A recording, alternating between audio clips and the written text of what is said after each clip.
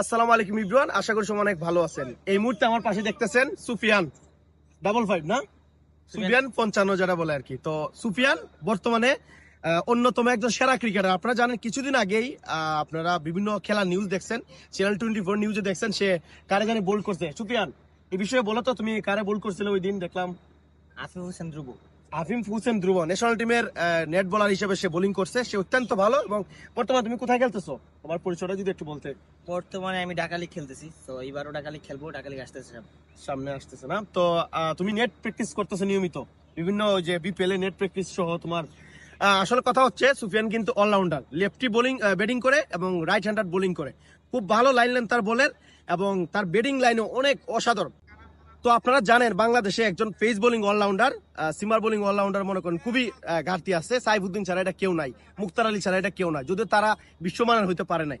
তো যেহেতু সুফিয়ান বর্তমানের ক্রিকেটার, উঠে আসে একজন ক্রিকেটার নাজমুল হোসেন ক্রিকেট একাডেমির যে ক্রিকেটার নাজমুল হোসেন, সবাই জানেন লিজেন্ড ক্রিকেটার, ওনার আন্ডারে সে আছে। উনি বিভিন্ন জায়গায় ওরা ভালো ভালো একটা প্লেসে ওনার খেলতে সুযোগ দিতেছে, প্লাস তার যোগ্যতায় সে একটা ভালো প্লেসে বোলিং করতেছে। তো আমার বিশ্বাস সে একদিন ওই ঘাটতিটা পূরণ করতে পারবে, একদিন বাংলাদেশের ন্যাশনাল টিমে যাবে। তো আমার অনেক শুভকামনা তার জন্য।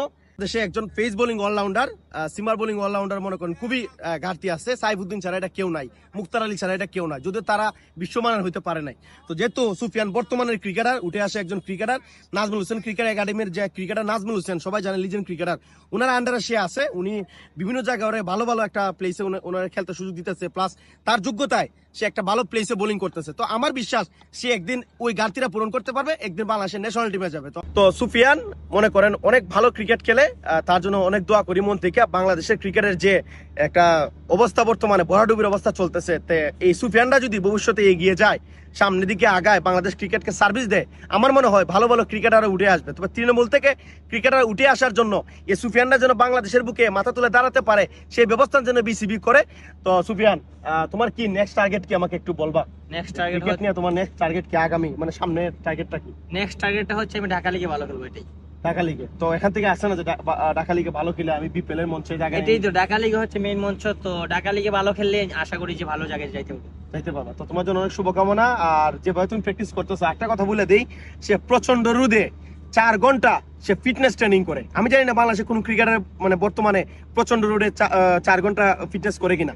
তো আমার মনে হয় ওর ভিতরে এক্সট্রা কিছু একটা অর্ডিনারি আছে, এক্সট্রা অর্ডিনারি আছে, তার এতে সম্ভব। তো তার জন্য দোয়া রইলো। আর খুব শীঘ্রই আজকের এই ভিডিওটা যেন তুমি ন্যাশনাল টিমে যাওয়ার সময় পরে আমি পোস্ট করতে পারি, এরকম যেন একটা অবস্থা হয়। আর সবাই সুফিয়ানকে সাপোর্ট করবেন।